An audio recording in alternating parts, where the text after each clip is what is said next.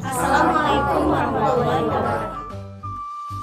Halo, perkenalkan kami dari kelompok 6 akan menjelaskan tentang prosedur bagaimana merawat bayi dengan menggunakan metode kangguru. Dan video ini dibuat untuk memenuhi salah satu tugas mata kuliah yaitu keperawatan anak.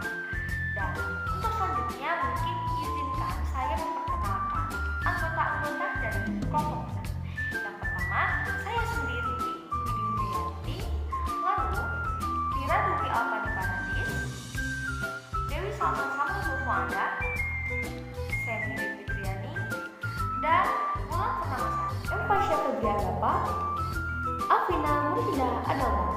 Dan langsung saja kita ke videonya. Enjoy! Pengertian perawatan metode kangguru.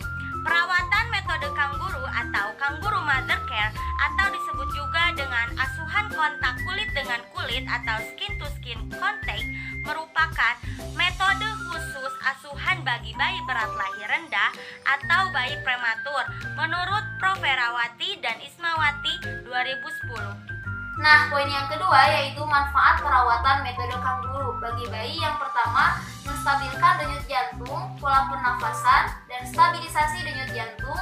Yang kedua, memberi kehangatan pada bayi. Yang ketiga, meningkatkan durasi tidur. Yang keempat, mengurangi tangisan bayi. Yang kelima, mempercepat peningkatan berat badan bayi dan perkembangan otak. Kemudian, meningkatkan hubungan emosional antara ibu dengan bayi. Selanjutnya, meningkatkan keberhasilan dan memperlama durasi menyusui, dan yang terakhir, mempersingkat lama rawat di rumah sakit. Nah, perawatan metode kangguru juga bermanfaat bagi ibu. Yang pertama, perawatan metode kangguru mempermudah dalam pemberian ASI. Yang kedua, ibu cenderung lebih percaya diri dalam merawat bayi. Dan yang terakhir yaitu mempererat ikatan batin antara ibu dengan bayi. Syarat-syarat perawatan metode kangguru. Yang pertama, bayi dengan berat badan kurang dari 2.500 gram. BBLR dengan berat badan di bawah 2.500 gram memerlukan berbagai fasilitas yang memadai dan para ahli untuk membantu menunjang kehidupannya. Salah satunya adalah dengan adanya perawatan metode kangguru. Yang kedua yaitu keadaan umum bayi yang stabil. BBLR yang sudah dapat bernapas spontan tanpa bantuan infus di ruang perinatal resiko tinggi dapat menggunakan perawatan metode ini. Yang ketiga yaitu tidak ada kelainan atau penyakit yang menyertai, misalnya bayi dengan ventilator. Bayi dengan ventilator jelas tidak dapat dilakukan perawatan ini karena masih dalam pengawasan yang ketat. Yang keempat, perkembangan selama di inkubator bayi.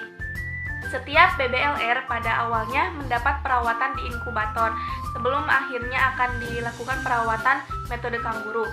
Dalam hal ini perlu pengamatan secara kontinu saat BBLR berada di dalam inkubator agar dapat menilai seberapa jauh perkembangan BBLR di dalam inkubator. Semakin baik kondisi bayi, maka semakin mudah pula mengambil langkah perawatan selanjutnya, yaitu metode kangguru.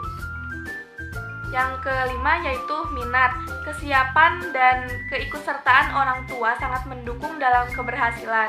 Orang tua dalam hal ini, ayah dan ibu, sangat berperan penting dalam kesuksesan metode ini. Kerjasama antara keduanya dalam memberikan perawatan metode kangguru sangatlah penting. Selanjutnya yaitu komponen-komponen dari perawatan metode kangguru. Nah, perawatan metode kangguru ini terdapat 4 komponen. Yang pertama yaitu posisi atau kangaroo position.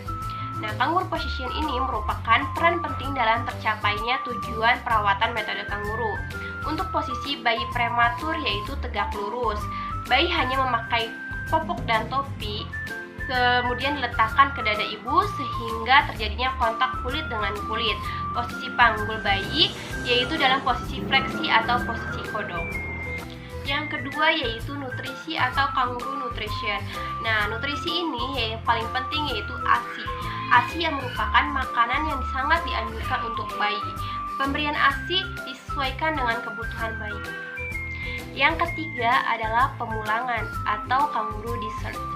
Nah, ada yang mengatakan bahwa berat badan bayi menjadi patokan pemulangan bayi.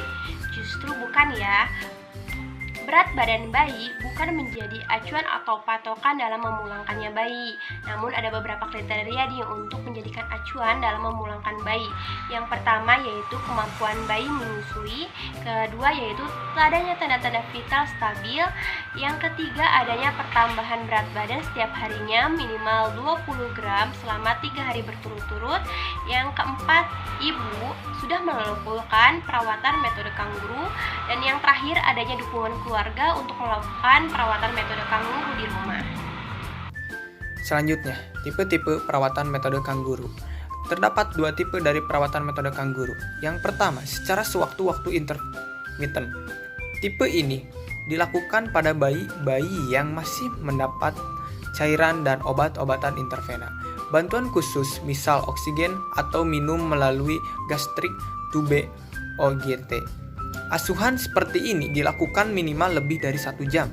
Yang kedua, secara terus-menerus.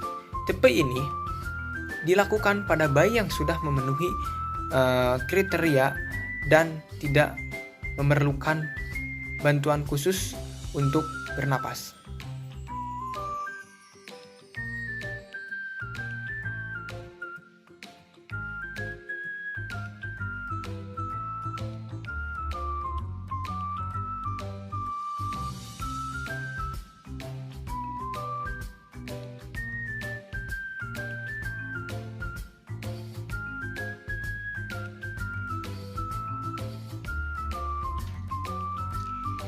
Yang pertama, topi bayi, popok atau pampers, kain gendong 2 buah, baju ganti buat ibu, hand sanitizer, lalu alat pengukur vital ada stetoskop, termometer, jam tangan, lalu timbangan.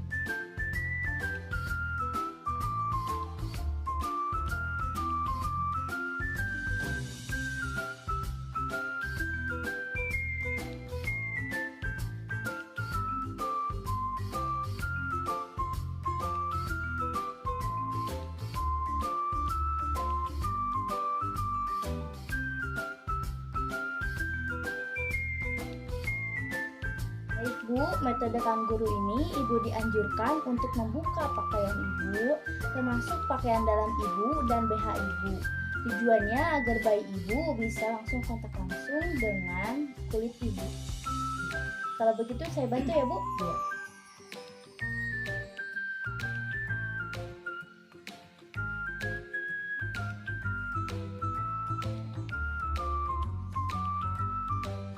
Ibu, ini bayi Ibu. Yang pertama, letakkan bayi Ibu di antara payudara Ibu. Lalu, posisikan kepala bayi Ibu menghadap ke samping. Lalu usahakan ya Bu, kepala bayi Ibu sedikit menghadap ke atas. Tujuannya agar jalan napasnya tidak tertutup. Dan usahakan lagi mukanya tidak tertutup agar Ibu bisa kontak langsung dengan bayi Ibu. Kalau begitu kita mulai ya Bu.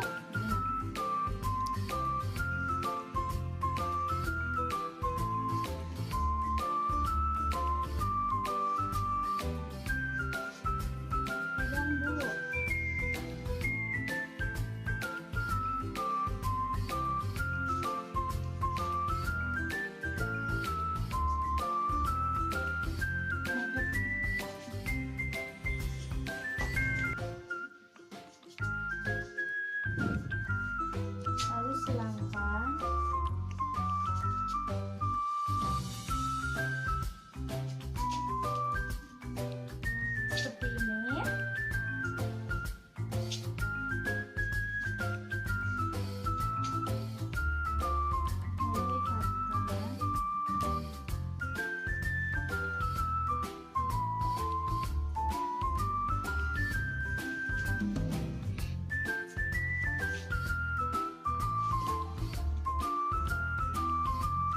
jangan terlalu kencang.